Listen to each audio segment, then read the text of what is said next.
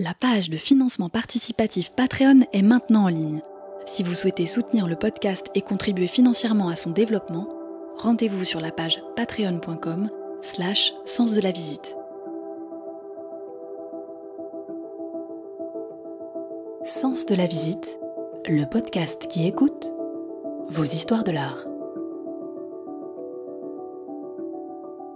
Vous avez déjà vu une licorne ? Moi, jamais. Avant de rencontrer Fanny. Fanny Cohen-Moreau, la créatrice du podcast Passion médiéviste. Un jour, Fanny m'envoie un message. Elle voulait me parler d'une œuvre d'art, très chère à ses yeux, qu'elle considère presque comme une amie. C'est la Dame à la licorne. Cette tapisserie, âgée de plus de 5 siècles, est considérée aujourd'hui comme un chef-d'œuvre de l'art occidental. Au musée de Cluny, le musée national du Moyen-Âge où elle est exposée, c'est la star. Au milieu d'une des plus grandes collections d'objets et d'œuvres d'art médiévales, elle rayonne. Le rendez-vous est donc pris, en plein cœur du quartier latin, avec Fanny, à l'angle des boulevards Saint-Michel et Saint-Germain. Devant le musée, elle m'attendait.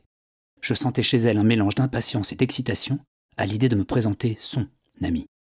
Une fois passé le portique de sécurité, nous avons monté les marches du musée, emprunté un couloir sombre et obscur, et puis, en un instant, illuminé de toutes parts, la Dame à la licorne était là, face à nous, autour de nous. Avec Fanny, je vais enfin comprendre son mystère.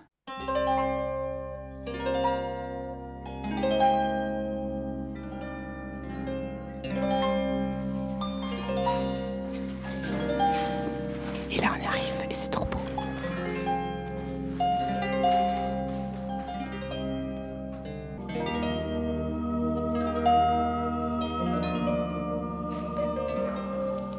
Je crois que ça va être la 10e fois que je viens, au moins la 15e fois que je viens au musée, j'aime beaucoup. Comme on est juste à côté de la Sorbonne, et j'ai été étudiante en histoire à la Sorbonne, en plus on a le pass gratuit. Du coup, je venais souvent, juste rentrer, marcher un petit peu, quand j'ai une petite heure ou une petite demi-heure, je venais beaucoup. Donc en fait, quand je viens ici, j'ai un peu l'impression d'être à la maison. J'aime beaucoup venir dans ce musée. Bah écoute, on va y aller, rentrons dans ta maison.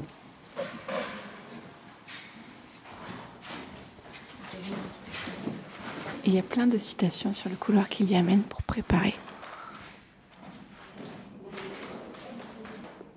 Alors, il va falloir qu'on chuchote parce qu'il y a du monde.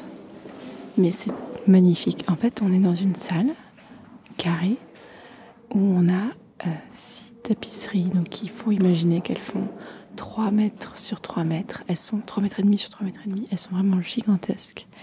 La lumière est tamisée et centrée surtout sur les tapisseries. Donc c'est pour ça qu'en fait, naturellement, on baisse un peu la voix. Ce qui est bien avec les tapisseries, c'est que ça absorbe un peu le son. Donc ça fait quelque chose de tamisé.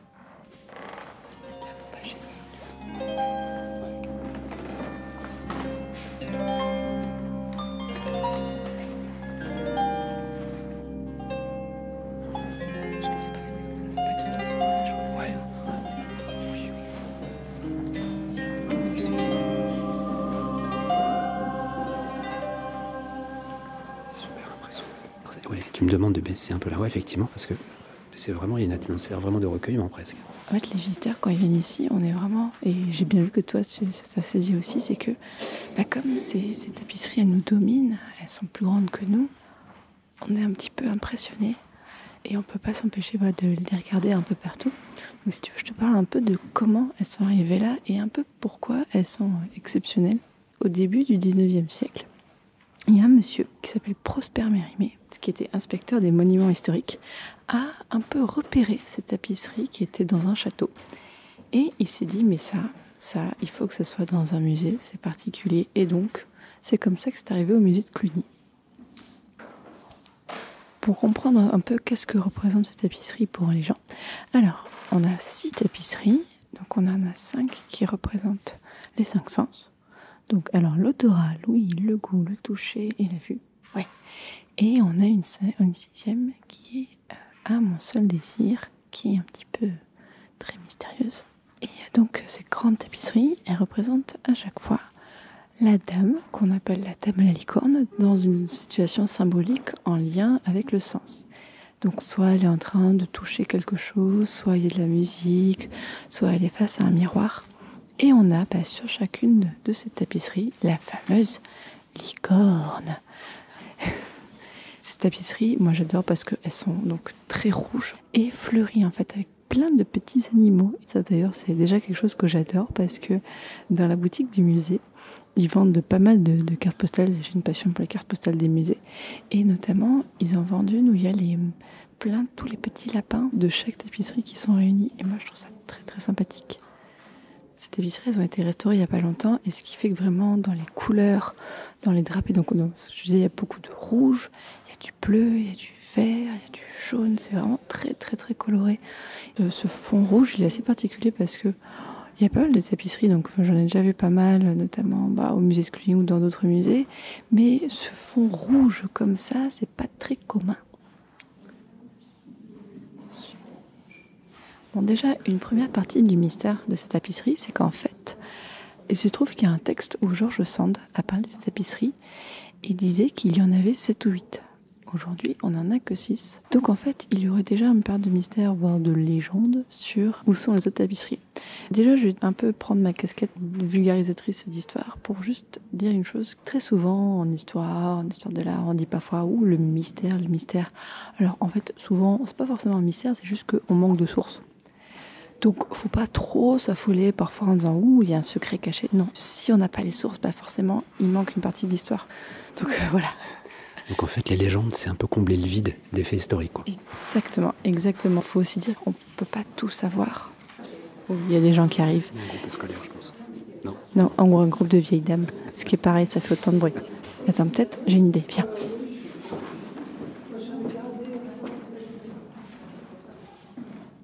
C'est pas mal, là, dans ce coin. Dans un autre coin.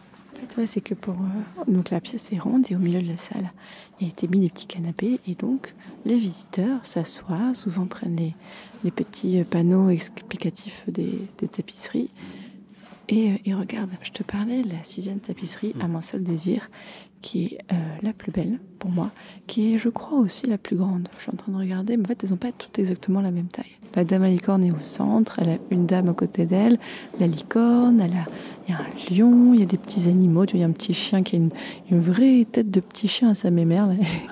Et derrière elle, c'est ça. Et derrière elle, il y a une sorte de petit chapiteau, dressé un peu comme une tente. Et il y a écrit dessus « À mon seul désir ». Et ça, moi, j'adore. Mais tu vois, de cette tapisserie-là, ce qui me capte tout de suite, c'est le bleu, le dégradé de bleu de cette petite tente. Il est magnifique.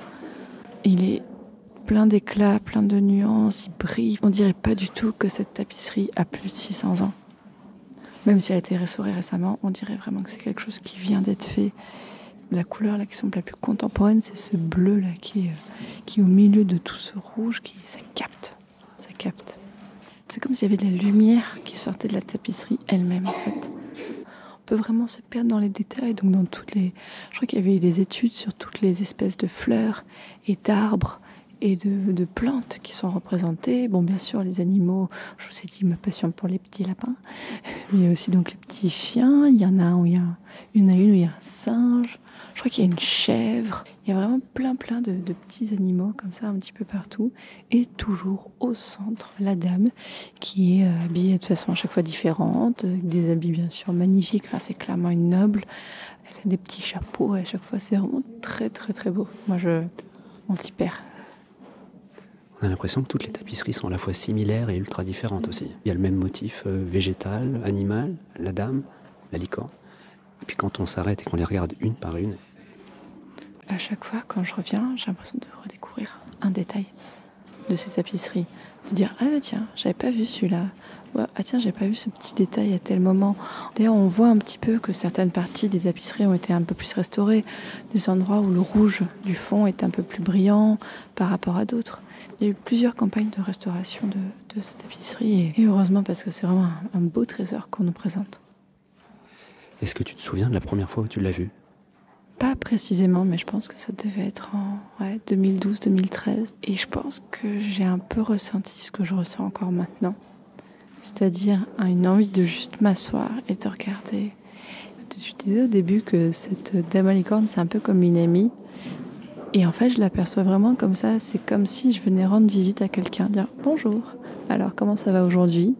Et quand je remarque un nouveau détail, ben voilà, c'est une information, une nouvelle qu'elle me donne à chaque fois. Et j'aime beaucoup aussi regarder les gens la regarder. C'est là où en fait, le Moyen-Âge peut nous toucher encore aujourd'hui. C'est, je pense, pour ça qu'on se sent encore parfois proche de certaines symboliques du Moyen-Âge, c'est que ça nous parle encore au cœur. Là, vraiment, c'est au cœur qu'elle parle, la tapisserie.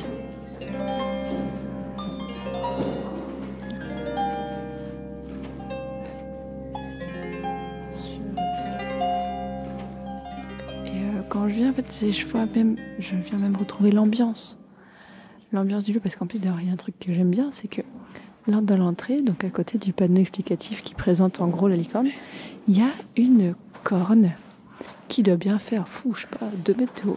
Oui. Et qui, en fait, est une corne de narval. Donc le narval, bon, déjà, c'est le seul animal qui commence par N, donc big up à tous les années de petit bac au lycée. Mais je trouve ça très marrant qu'ils aient mis ça, qu'ils aient mis une corne de narval. C'est comme pour dire, regardez en fait cette tapisserie qui est, voilà, c'est de la fiction, c'est de l'irréel, mais en fait, on place un petit détail dans la salle, comme ça, elle n'est pas forcément au milieu de la salle, hein, cette corne de narval est toute dressée, tu vois, elle est plus grande que nous, mais j'aime beaucoup en fait cet élément de mise en scène, de muséographie qui fait dire, est-ce que c'est pas plus réel que ce que vous pensez ? Voilà, on peut un peu explorer qu'est-ce que pouvait représenter la licorne pour les gens du Moyen-Âge aussi. Et toi d'ailleurs, pourquoi tu es complètement passionné de Moyen-Âge comme ça ? J'ai toujours beaucoup aimé Tolkien. Ça a toujours été quelque chose qui m'a beaucoup attirée. C'est que le Moyen-Âge, on est donc en gros de 500 à 1500. Donc c'est 1000 ans, et en termes de 1000 ans, tout s'est mis en place. Bon, des choses aussi pratico-pratiques que l'impôt. Hein. Bon, ça, c'est pas forcément fun. Ce qui m'a attirée, donc, d'abord, c'est tout ce qui était un peu la réécriture du Moyen-Âge qu'a pu faire en partie. Hein. C'est pas du tout à partir de ça qui s'est basé seulement, mais Tolkien. Et que, bon, il y a quelques années, il y a une série qui a pas mal marché qui s'appelle, je crois, Game of Thrones. Voilà. Je connais pas. Et voilà, c'est ça que j'aime bien, en fait, c'est que c'est pas tout à fait fini le Moyen-Âge. Pas dans le sens où c'est encore aujourd'hui, mais c'est que y a encore des choses à explorer, il y a encore des choses à étudier. C'est qu'on a l'image que le Moyen-Âge est une période pourrie, où il s'est rien passé, où on a été dans la boue et tout ça, les invasions barbares, la peste et tout. Alors non, il y a ça, mais comme pour toutes les époques. Le Moyen-Âge, il y a les cathédrales quand même.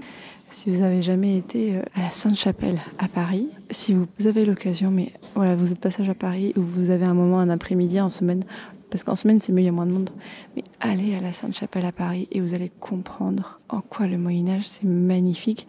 Je pense que quand je vais à la Sainte-Chapelle, j'ai un peu la même impression qu'ici. En fait, c'est le côté waouh, c'est magnifique. C'est vraiment beau. Et donc, mais bon, bien garder en idée que ce qu'on voit là, à la base, c'était réservé qu'à très peu de personnes. Et aujourd'hui, on peut tous voir ça. Tu parles des cathédrales, là, des tapisseries. C'est grâce à l'art, aux créations artistiques qu'on peut garder le meilleur, le beau, l'esthétique d'une époque. En fait, c'est aussi, on a conservé par choix. Enfin, par exemple, il y a quelques années, j'étais allée à San Francisco, aux États-Unis. J'étais en pleine rédaction de mémoire et j'étais allée en vacances un moment. Et ça m'avait énormément perturbée parce qu'en plus, je travaillais sur un manuscrit de la fin du XIIIe siècle, donc 1270. Et je me disais, quand j'étais aux États-Unis, tout ce que je vois autour de moi est plus jeune que le manuscrit que j'étudie. Et c'est incroyable, enfin, quand on dit que tout ce qu'il y a aux États-Unis a moins de 300 ans, c'est vertigineux. Moi, ça m'avait vraiment retourné. Mais pourtant, au XIIIe siècle, il y avait des choses dans ces zones-là, mais qu'en fait, ça a été supprimé, ça a été remplacé. On a fait le choix d'y mettre autre chose. Donc, l'histoire, c'est vraiment une écriture. L'histoire qu'on a aujourd'hui, ce qu'on y écrit dans les manuels, ça a été écrit par des personnes. Ce ne sont pas seulement les faits, c'est une version des faits, c'est une interprétation des faits. On dit souvent que l'histoire est écrite par les gagnants, par les hommes aussi. Tu vois, si on a si peu de femmes dans l'histoire, c'est pas un hasard. Elles étaient là, mais c'est juste qu'on a choisi de pas écrire leur histoire. Donc bon, je vais un peu loin, mais en fait vraiment, c'est que tu vois le cliché du Moyen-Âge comme quoi les femmes sont pas présentes. En fait non, c'est juste que ça a été écrit par des hommes et qu'aujourd'hui des historiennes depuis une vingtaine d'années font ce qu'on appelle les gender studies. Par exemple, se rendent compte que les femmes étaient beaucoup plus libres au Moyen-Âge qu'elles ont été après. Donc là, aujourd'hui, avec la Dame à licorne, je suis contente aussi de voir une femme qui est présentée comme ça. En plus, souvent, elle a une servante aussi qui est avec elle. elle n'est pas seule, tu vois, et elle est en majesté. Et elle est dominée par aucun homme, si ce n'est par le regard de celui qui l'a tissée. Donc finalement, elle symbolise un petit peu tout ce que t'aimes dans l'histoire médiévale. Oui, même si mon mémoire était sur un tout petit manuscrit d'un document de gestion d'une seigneurie, un truc qui est pas du tout esthétique, qui est rien. C'est un ancien Picard. C'est écrit avec des K et des W. C'est un truc qui est pas très important pour l'histoire, tu vois, mais que j'ai eu un attachement fou pour ce manuscrit parce que, voilà, c'est 40 pages, c'est un peu un format A4, tu vois, il est vraiment pas très grand. Et tu dis qu'en fait, entre moi et la personne qui a écrit ça, il y a peut-être, une dizaine de personnes qui ont touché ce manuscrit. J'avais travaillé dessus avant de le voir, et quand je l'ai vu la première fois, je crois que j'ai pleuré de joie. Parce que je me disais, mais là, j'ai entre les mains quelque chose qui a 800 ans. Et ça, encore une fois, il y a du vertige. Tu dis, mais c'est incroyable. On ne peut pas souvent toucher quelque chose qui a 800 ans. Et c'est limite un voyage dans le temps. J'aime bien les grosses patounes des lions, en fait, ça fait vraiment lion. Moi, ce que j'adore, c'est le chihuahua. Parce que lui, il est très contemporain. C'est vraiment très impressionnant. Je crois que ça, c'est censé être un léopard. Ce qui est drôle, c'est qu'au Moyen-Âge, les animaux, ils sont parfois représentés de façon un peu aléatoire. Là, on a un lion. Mais le mec qui a tissé ça, il n'a jamais vu de lion. Il ne sait pas à quoi ça ressemble un lion. Il n'a pas vu de photo. Ce qui fait que, là, ça va, il est encore ressemblant. Mais quand on voit parfois dans des manuscrits, on voit un lion, ça n'a pas du tout une tête de lion. Le plus drôle, c'est avec les éléphants. Les éléphants, c'est trop drôle si vous voyez des enluminures d'éléphants au Moyen-Âge. Parce que parfois, on dirait qu'ils ont une gigantesque trompette. Les lapins, les chiens, ça va, ça, ils connaissaient. Mais tu vois, là, il y a un truc, je me demande si c'est pas censé être un léopard ou un renard. Et ça a une queue longue, un peu comme un marsupial. Là, j'avoue, je sais plus ce que c'est celui-là. Mais ça me fait beaucoup rire parce qu'on se demande, mais qu'est-ce qu'il fait là? Mais qu'est-ce qui est passé dans la tête de celui que... Où là, il y a une sorte de... On dirait un chien avec une barbichette comme une chèvre et avec une queue longue comme une queue de lion. Mais en fait, la licorne, elle est presque plus réelle que le lion, que l'enlumineur n'avait jamais vu, comme tu dis, sûrement. Mais toi, t'as déjà vu une licorne?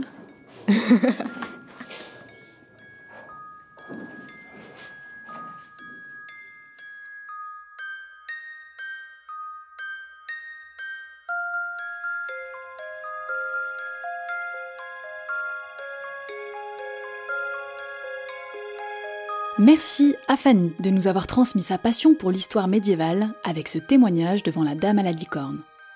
Continuez à découvrir ou à redécouvrir cette époque si riche en écoutant son podcast Passion médiéviste, c'est la référence en la matière. Et puis venez visiter le musée de Cluny, bien sûr. Situé en plein cœur de Paris, il concentre à la fois des objets médiévaux, une chapelle de style gothique flamboyant, des thermes antiques qui comptent parmi les vestiges les plus monumentaux du nord de l'Europe, et bien sûr, la tapisserie de la Dame à la licorne. Une expérience unique de visite qui vous fera traverser les siècles. Suivez toute l'actualité du podcast sur les réseaux sociaux Instagram, Facebook et Twitter. À très vite pour de nouvelles histoires de l'art.